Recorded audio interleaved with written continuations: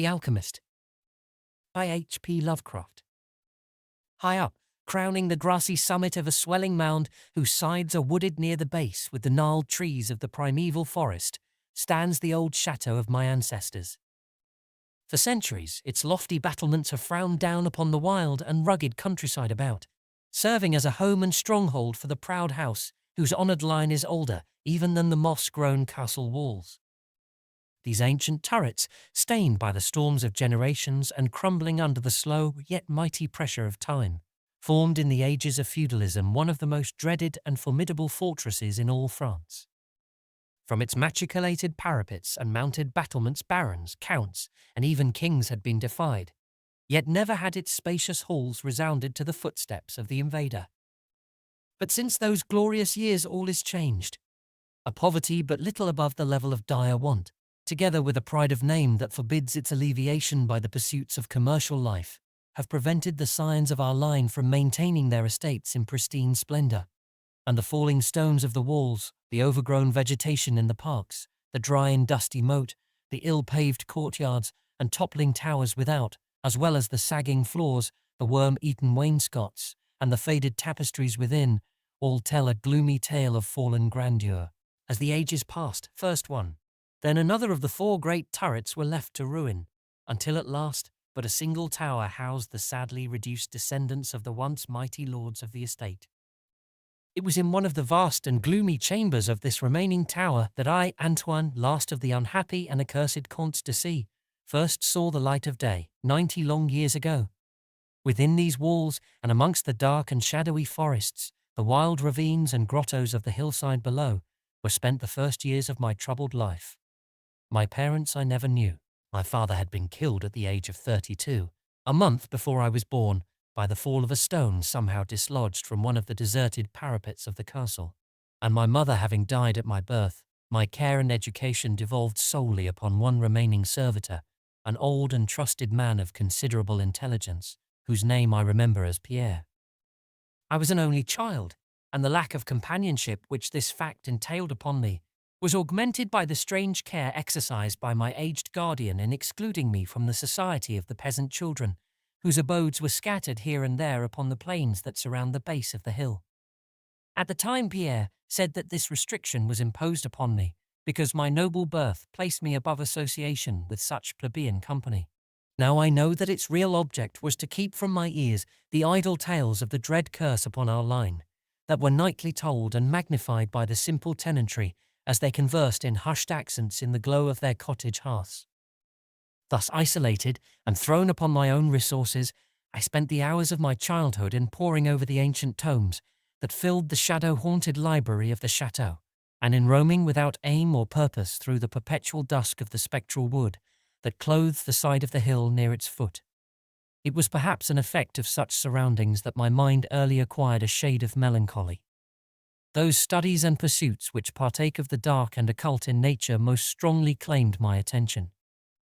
Of my own race I was permitted to learn singularly little, yet what small knowledge of it I was able to gain seemed to depress me much. Perhaps it was at first only the manifest reluctance of my old preceptor to discuss with me my paternal ancestry that gave rise to the terror which I ever felt at the mention of my great house. Yet as I grew out of childhood, I was able to piece together disconnected fragments of discourse, let slip from the unwilling tongue which had begun to falter in approaching senility, that had a sort of relation to a certain circumstance which I had always deemed strange, but which now became dimly terrible. The circumstance to which I allude is the early age at which all the Comtes of my line had met their end.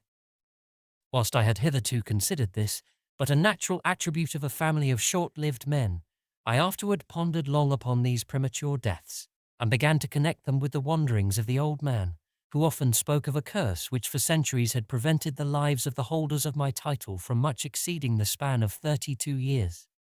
Upon my 21st birthday, the aged Pierre gave to me a family document which he said had, for many generations, been handed down from father to son, and continued by each possessor. Its contents were of the most startling nature, and its perusal confirmed the gravest of my apprehensions. At this time, my belief in the supernatural was firm and deep-seated, else I should have dismissed with scorn the incredible narrative unfolded before my eyes. The paper carried me back to the days of the 13th century, when the old castle in which I sat had been a feared and impregnable fortress. It told of a certain ancient man who had once dwelt on our estates, a person of no small accomplishments, though little above the rank of peasant. By name Michel, usually designated by the surname of Mauvais, the evil, on account of his sinister reputation. He had studied beyond the custom of his kind, seeking such things as the philosopher's stone, or the elixir of eternal life, and was reputed wise in the terrible secrets of black magic and alchemy. Michel Mauvais had one son named Charles, a youth as proficient as himself in the hidden arts, and who had therefore been called Le Sorcier, or the Wizard. This pair, shunned by all honest folk, were suspected of the most hideous practices. Old Michel was said to have burnt his wife alive as a sacrifice to the devil, and the unaccountable disappearances of many small peasant children were laid at the dreaded door of these two. Yet through the dark natures of the father and the son ran one redeeming ray of humanity. The evil old man loved his offspring with fierce intensity, whilst the youth had for his parent a more than filial affection. One night the castle on the hill was thrown into the wildest confusion by the vanishment of young Godfrey, son to Henry the Comte.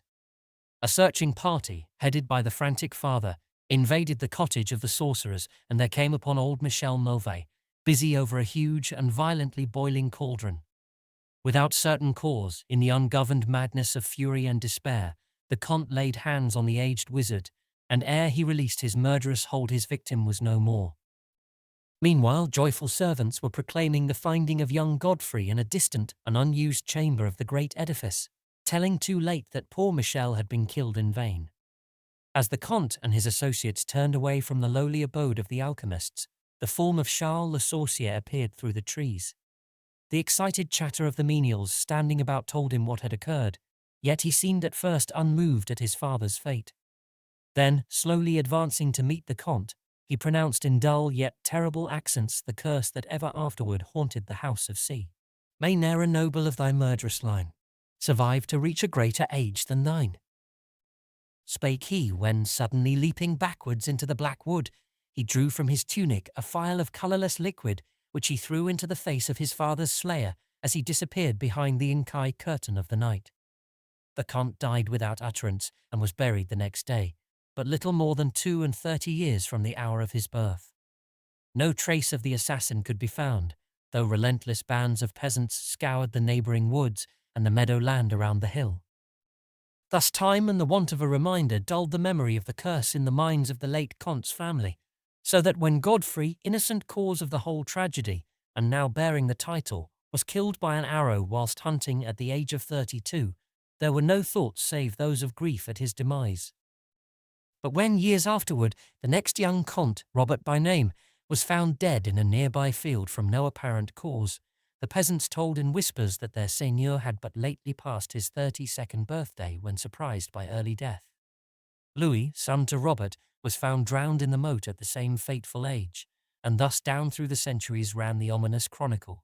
Henry's, Robert's, Antoine's and Armand's snatched from happy and virtuous lives when little below the age of their unfortunate ancestor at his murder.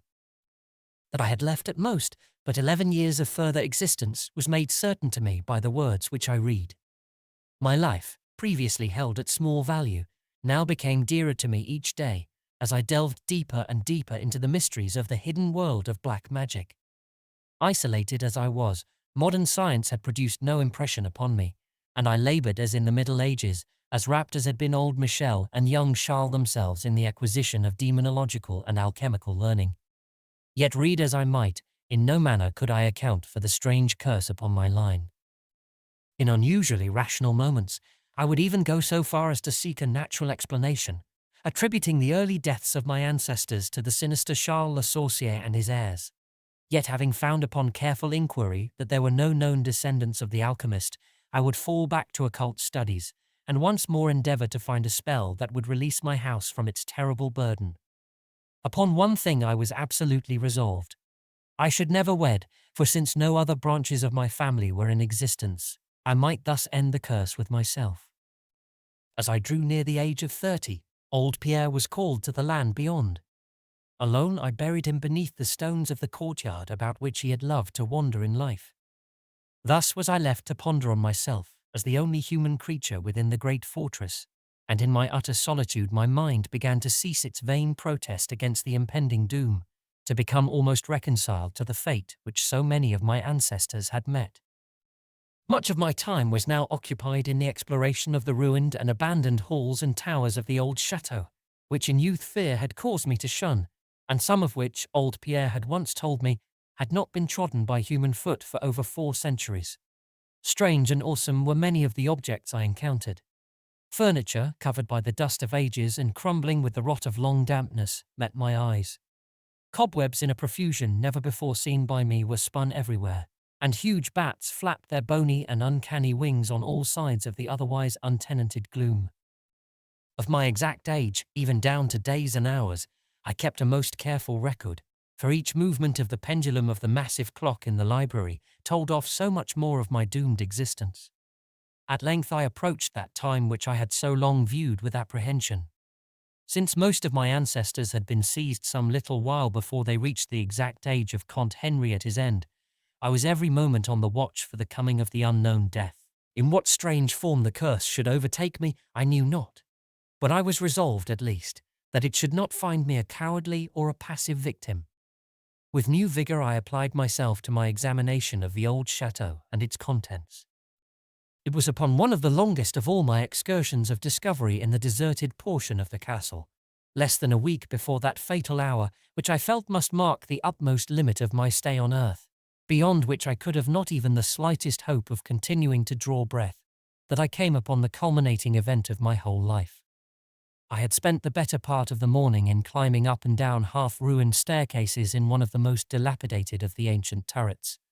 As the afternoon progressed, I sought the lower levels, descending into what appeared to be either a medieval place of confinement or a more recently excavated storehouse for gunpowder. As I slowly traversed the niter-encrusted passageway at the foot of the last staircase, the paving became very damp, and soon I saw by the light of my flickering torch that a blank, water-stained wall impeded my journey. Turning to retrace my steps, my eye fell upon a small trap-door with a ring, which lay directly beneath my feet. Pausing, I succeeded with difficulty in raising it, whereupon there was revealed a black aperture, exhaling noxious fumes which caused my torch to sputter, and disclosing in the unsteady glare the top of a flight of stone steps. As soon as the torch, which I lowered into the repellent depths, burned freely and steadily, I commenced my descent. The steps were many, and led to a narrow stone-flagged passage, which I knew must be far underground. The passage proved of great length, and terminated in a massive oaken door, dripping with the moisture of the place, and stoutly resisting all my attempts to open it. Ceasing after a time my efforts in this direction, I had proceeded back some distance toward the steps, when there suddenly fell to my experience one of the most profound and maddening shocks capable of reception by the human mind. Without warning, I heard the heavy door behind me creak slowly open upon its rusted hinges. My immediate sensations are incapable of analysis. To be confronted in a place as thoroughly deserted as I had deemed the old castle with evidence of the presence of man or spirit, produced in my brain a horror of the most acute description. When at last I turned and faced the seat of the sound, my eyes must have started from their orbits at the sight that they beheld. There in the ancient Gothic doorway stood a human figure. It was that of a man clad in a skull cap and long medieval tunic of dark colour. His long hair and flowing beard were of a terrible and intense black hue, and of incredible profusion. His forehead, high beyond the usual dimensions, his cheeks, deep sunken and heavily lined with wrinkles, and his hands, long, claw-like and gnarled, were of such a deathly, marble-like whiteness as I have never elsewhere seen in man. His figure, lean to the proportions of a skeleton, was strangely bent and almost lost within the voluminous folds of his peculiar garment. But strangest of all were his eyes, twin caves of abysmal blackness, profound in expression of understanding, yet inhuman in degree of wickedness. These were now fixed upon me, piercing my soul with their hatred, and rooting me to the spot whereon I stood. At last the figure spoke in a rumbling voice that chilled me through with its dull hollowness and latent malevolence. The language in which the discourse was clothed was that debased form of Latin in use amongst the more learned men of the Middle Ages, and made familiar to me by my prolonged researches into the works of the old alchemists and demonologists. The apparition spoke of the curse which had hovered over my house, told me of my coming end, dwelt on the wrong perpetrated by my ancestor against old Michel Mauvais, and gloated over the revenge of Charles Le Sorcier. He told how the young Charles had escaped into the night, returning in after years to kill Godfrey the heir with an arrow, just as he approached the age which had been his father's at his assassination. How he had secretly returned to the estate and established himself unknown in the even then deserted subterranean chamber whose doorway now framed the hideous narrator. How he had seized Robert, son of Godfrey, in a field, forced poison down his throat, and left him to die at the age of 32, thus maintaining the foul provisions of his vengeful curse. At this point, I was left to imagine the solution of the greatest mystery of all, how the curse had been fulfilled since that time when Charles Le Sorcier must in the course of nature have died, for the man digressed into an account of the deep alchemical studies of the two wizards, father and son, speaking most particularly of the researches of Charles Le Sorcier concerning the elixir which should grant to him who partook of it eternal life and youth. His enthusiasm had seemed for the moment to remove from his terrible eyes the hatred that had at first so haunted them, but suddenly the fiendish glare returned, and with a shocking sound like the hissing of a serpent, the stranger raised a glass phial with the evident intent of ending my life, as had Charles Le Sorcier, 600 years before, ended that of my ancestor. Prompted by some preserving instinct of self-defense, I broke through the spell that had hitherto held me immovable, and flung my now dying torch at the creature who menaced my existence. I heard the phial break harmlessly against the stones of the passage as the tunic of the strange man caught fire and lit the horrid scene with a ghastly radiance. The shriek of fright and impotent malice emitted by the would-be assassin proved too much for my already shaken nerves, and I fell prone upon the slimy floor in a total faint. When at last my senses returned, all was frightfully dark, and my mind, remembering what had occurred, shrank from the idea of beholding more. Yet curiosity overmastered all. Who, I asked myself, was this man of evil, and how came he within the castle walls? Why should he seek to avenge the death of poor Michel Mauvais, and how had the curse been carried on through all the long centuries since the time of Charles Le Sorcier? The dread of years was lifted from my shoulders, for I knew that he whom I had felled was the source of all my danger from the curse, and now that I was free, I burned with the desire to learn more of the sinister thing which had haunted my line for centuries, and made of my own youth one long continued nightmare. Determined upon further exploration, I felt in my pockets for flint and steel, and lit the unused torch which I had with me. First of all, the new light revealed the distorted and blackened form of the mysterious stranger. The hideous eyes were now closed. Disliking the sight, I turned away and entered the chamber beyond the Gothic door. Here I found what seemed much like an alchemist's laboratory. In one corner was an immense pile of a shining yellow metal that sparkled gorgeously in the light of the torch. It may have been gold, but I did not pause to examine it, for I was strangely affected by that which I had undergone. At the farther end of the apartment was an opening leading out into one of the many wild ravines of the dark hillside forest. Filled with wonder, yet now realizing how the man had obtained access to the chateau, I proceeded to return. I had intended to pass by the remains of the stranger with averted face, but as I approached the body, I seemed to hear emanating from it a faint sound, as though life were not yet wholly extinct. Aghast, I turned to examine the charred and shriveled figure on the floor. Then all at once the horrible eyes, blacker even than the seared face in which they were set, opened wide with an expression which I was unable to interpret. The cracked lips tried to frame words which I could not well understand. Once I caught the name of Charles Le Sorcier, and again I fancied that the words years and curse issued from the twisted mouth. Still I was at a loss to gather the purport of his disconnected speech. At my evident ignorance of his meaning, the pitchy eyes once more flashed malevolently at me, until, helpless as I saw my opponent to be, I trembled as I watched him. Suddenly the wretch, animated with his last burst of strength, raised his hideous head from the damp and sunken pavement. Then, as I remained, paralyzed with fear, he found his voice and in his dying breath screamed forth those words which have ever afterward haunted my days and my nights. "Fool," he shrieked, "can you not guess my secret? Have you no brain whereby you may recognize the will which has through 6 long centuries fulfilled the dreadful curse upon your house? Have I not told you of the great elixir of eternal life? Know you not how the secret of alchemy was solved? I tell you, it is I, that have lived for 600 years to maintain my revenge. For I am Charles le Sorcier,